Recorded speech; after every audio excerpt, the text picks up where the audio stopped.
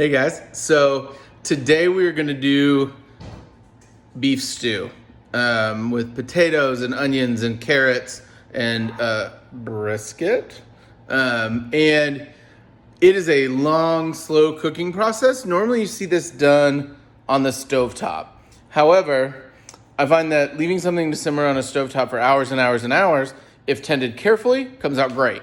But if you screw up and leave it and let it sit too long without stirring or checking the moisture level, it burns. So I worked out a way to do this in the oven to get amazing, nice beef stew without the risk of burning it. I mean, you could still burn it, but you'd have to try way harder.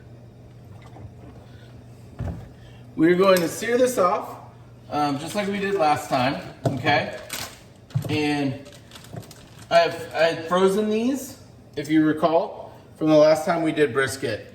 They just oxidized a little, that's why the color looks like that. Don't worry about that, it's fine. They're still very good. Get a good sear on all of these.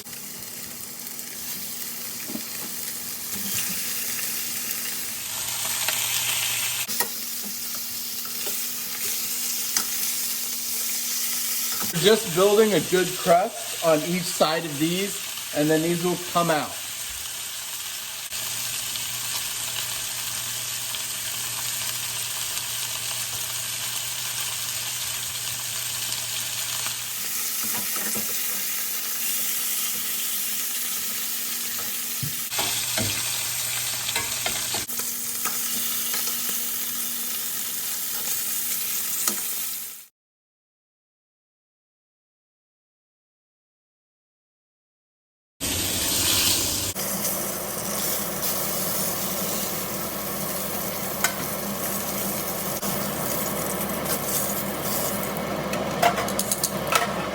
Still on high, I'm gonna turn that down to medium high.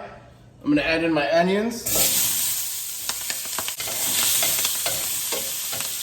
A lot of times,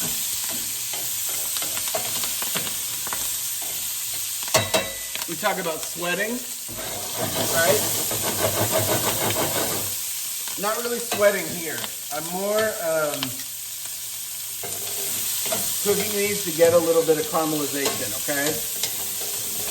I don't really want these to cook so far that they're soft because they're gonna go cook a long time in here and we don't want them to become mush. So we're just getting a little bit of a sear on those.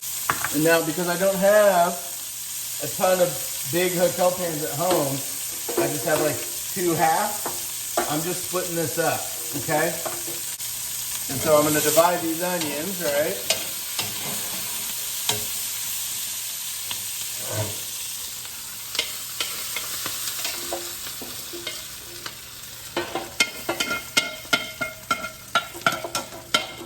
Carrots. I like a lot of carrots in my beef stew, okay? So I'm certainly not holding back. I've got that bowl, and I got this bowl, all right? We're bringing the carrots.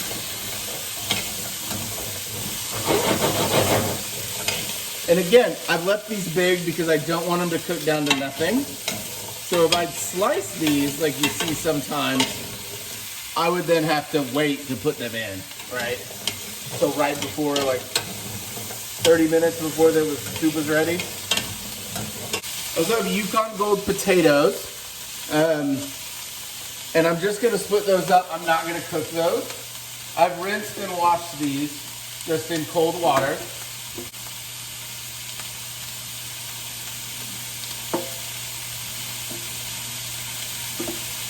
And I hacked them. All right, I got some cloves of garlic in here. I'm gonna add those in.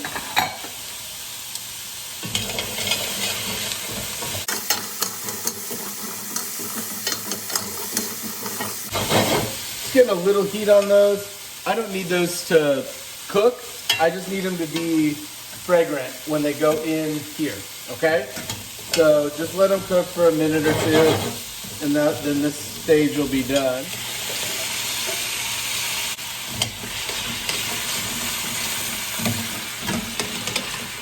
We have 1 can peeled and crushed tomato, okay, which is going to provide a little sweetness and a little acidity to our stew. I'm also going to add in a couple of dashes of red wine vinegar. Now, here's the deal. You don't need to use red wine in a stew. It is an extremely common ingredient. Beef bourguignon, etc. You see it all the time. You don't need to use it. So if you were trying to make this alcohol free, which if you're one of my high school students, you should be doing all the time, leave it out.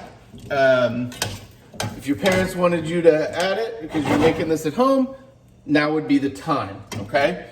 And I only bring that up because it is such a common ingredient in this dish. I feel like I'd be doing you a disservice to not bring it up. So this is just beef stock. And ideally, we'd make our own. Get beef bones and rub them in tomato paste and bake them off, and then slow simmer with all sorts of good veggies and herbs and spices. But I don't have any bones, so we're gonna just that up. And what I've done is scraped the bottom of this and removed what we've already learned about, the fond, right? And that is all that flavor from where we seared that beef, right? We've got it up. It is now in this sauce and it is good. To make our lives easier, now we've got all our stocks in, the red wine. I haven't seasoned this yet. I'm gonna get it separated and then I'm gonna season each one individually just to make sure I know even distribution and such. It's a little extra step, but I've always considered myself to be a little extra.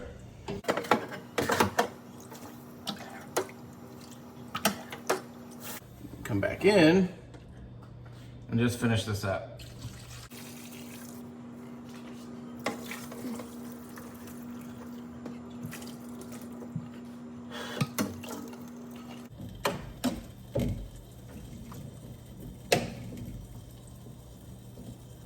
I'm gonna start seasoning. So, I know we have fresh garlic in there. I'm gonna come in with a little bit of garlic powder in each one too.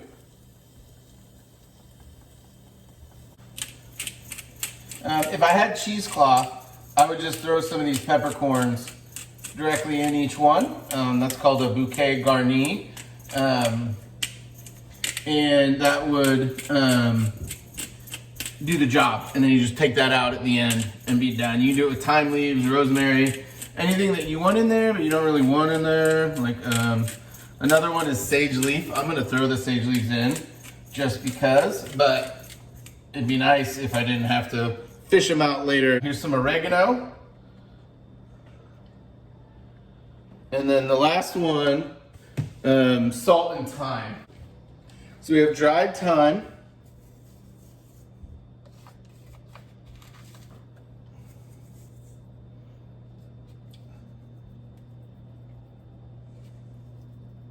And I do use a lot of thyme in this. It's my favorite herb to go with this dish, okay? So a little oregano, but mostly that dried thyme. And it's gonna give this that really great, like earthy, kind of like woodsy flavor that is so good with this beef and the sweet carrots.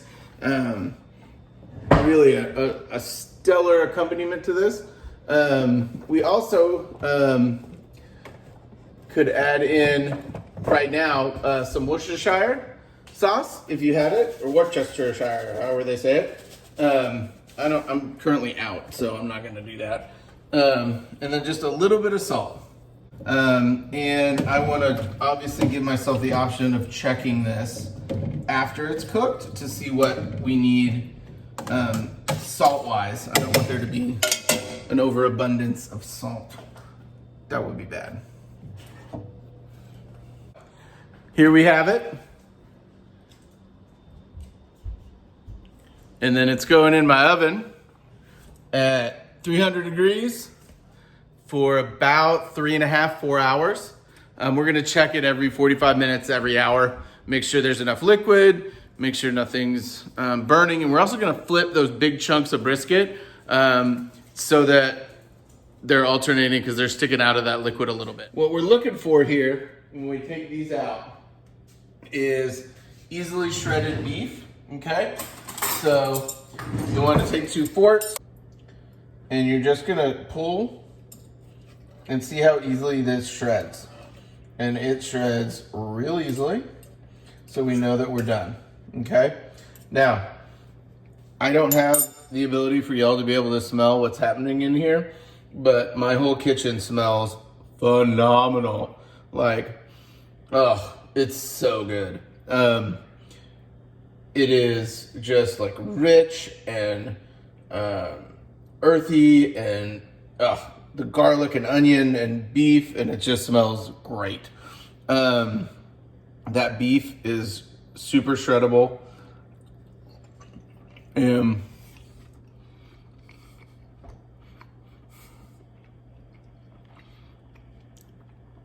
It's awesome. Like, it's super good. Like, this is such a good meal. Like, as is. But right now where we stand, right, we have a stew. There's enough liquid in here. We can just eat that as a stew as is.